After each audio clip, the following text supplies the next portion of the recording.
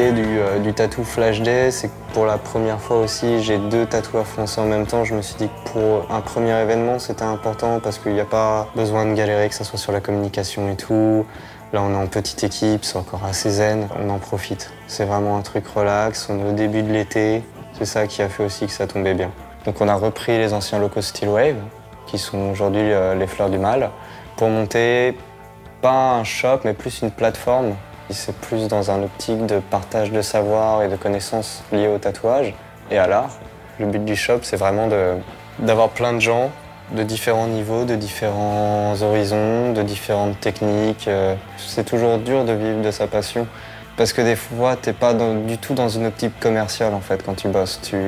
T'es dans ton truc, t'es dans ton expression, tu te lâches, tu vas traiter certains sujets qui vont pas forcément parler à tout le monde. Donc, comme c'est pas commun, c'est pas quelque chose que tu vas faire en grosse production. Après, c'est des questions de notoriété ou de visibilité qui feront que tu pourras prospérer là-dessus.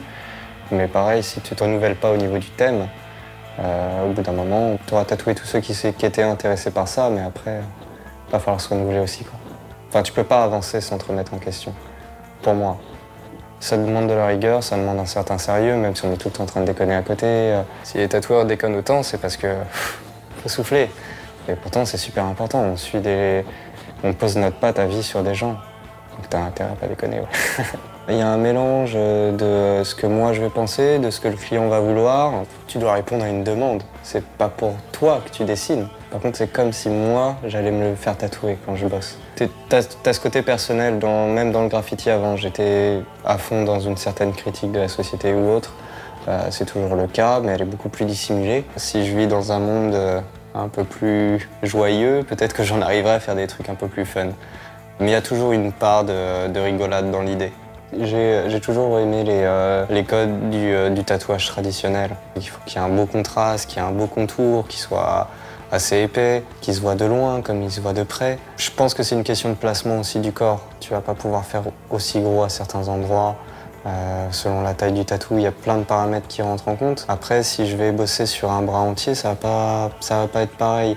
On va bien jouer sur les tailles d'aiguilles différentes parce qu'on est dans une construction vraiment énorme, sur un placement important où les muscles vont jouer, où tout ça va jouer. Si je fais du tatouage un peu patchwork, tu sais, qui est juste une pièce au milieu d'autres ou toute seule, c'est important qu'il pète le tatou, d'où la grosse ligne noire. Après, c'est vrai que ça compose une grosse partie de mon style parce qu'il y a ce côté sombre qui est vachement important. C'est une question de contraste. Avoir une limite noire, ça te permet d'avoir des beaux éclats de blanc à l'intérieur, juste en laissant vide, sans mettre d'encre.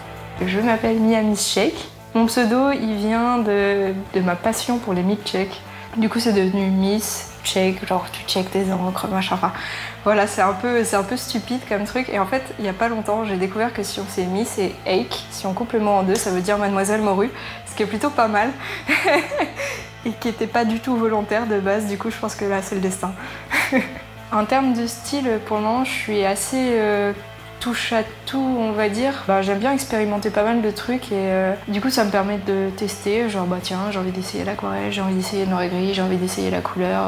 Mais ouais, je prends plaisir à faire un peu tout ça en fait, tout mélanger et voir ce qu'il en sort. Moi j'ai fait des études en cinéma d'animation, donc en trad vraiment papier, tout ça. De ça et ça se retrouve dans mon travail, j'aime vraiment bien les lignes pures, les choses un peu qu'on retrouve dans tout ce qui est Disney et tout ça justement.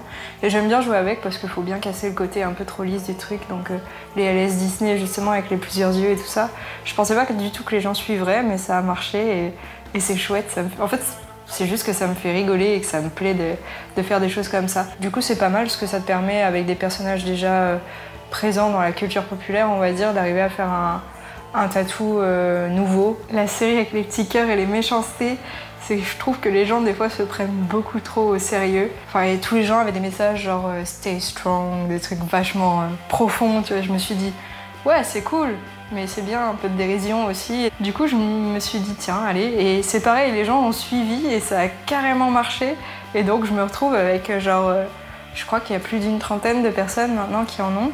Je trouve ça sympa que les gens soient aussi réceptifs à ce truc-là en fait. J'ai eu une pièce moyenne assez longue au final, un crâne de buffle et le petit oiseau, le petit rouge-gorge. C'était sympa, c'était des motifs que je voulais faire depuis longtemps. Du coup, je suis plutôt contente qu'ils soient partis aujourd'hui, donc c'est cool. puis les gens sont agréables et tout, ça se passe bien, donc voilà, plutôt chouette. J'ai travaillé pendant 9 ans en tant que tatoueur, j'ai arrêté pendant 2 ans. Et j'ai fait pas mal de sons en fait à côté. Et on avait un crew de DJ en fait, voilà, c'était le Big Bastard Crew. Et j'ai gardé le bastard en fait, parce que ça me plaisait bien en fait. Ça me permet de pouvoir de temps en temps être con. Ça me donne une excuse. Quand j'ai commencé à travailler en fait dans le tatou, on m'avait expliqué que si tu mets des ombres quelque part, c'est qu'il y a un point de lumière quelque part. Donc moi, ma façon de marquer mon point de lumière maintenant, c'est de travailler du blanc ou des contre-couleurs. C'est-à-dire, voilà, quand je travaille des couleurs peau, le blanc, ça va fadir tout le truc, donc je vais balancer des turquoises, des trucs comme ça. Mais ouais, les contre-couleurs, ouais, c'est un petit peu ma signature. Il y a 4 ans, quand j'ai recommencé à tatouer, 5 ans, quand j'ai recommencé à tatouer, j'ai eu un street shop, au final, pendant une dizaine d'années. Et je m'étais un petit peu perdu en tant qu'artiste, en fait. C'est con, mais dessiner, préparer des choses pour les gens, et puis au final, le jour où tu te retrouves devant une feuille blanche, tu sais plus vraiment ce que tu veux dessiner. Donc je suis revenu sur les bases, les trucs qui m'ont appris à dessiner, Dragon Ball, les Chevaliers du Zodiaque, la culture manga et comics en fait. Quand j'ai recommencé, j'avais fait quelques flashs Dragon Ball et ça m'a enfermé dans une sorte de carcan. Et du coup, on m'a demandé plein de Dragon Ball, des Vegeta, enfin des Son Goku, des Vegeta et ainsi de suite. Maintenant, c'est à moi en fait de rediriger un petit peu les gens dans toute cette culture manga, mais autre que Akira Toriyama en fait, quoi. C'est plus ça. Là maintenant, de savoir exactement où je vais, c'est soit je fais du comics, soit je fais des mangas. Et je tombe sur des gens qui sont encore plus geeks que moi. C'est-à-dire que tu as des gens qui viennent, qui te disent « Ouais, je veux telle couverture de tel magazine, il est sorti en 97, pas un autre, je veux celui-là. » Donc du coup, c'est un petit peu à double tranchant. C'est-à-dire que tu tombes sur des gens qui sont hyper pointilleux sur ce qu'ils veulent. Un rendez-vous de prévu qu'on m'avait calé à l'avance et tout ça. Et puis une petite demoiselle qui est venue se faire un Tamagotchi. Donc là, on est en plein dans la culture geek. Donc voilà, super. Vivement les prochaines. Merci encore aux Fleurs du Mal, Alexis et tout le monde.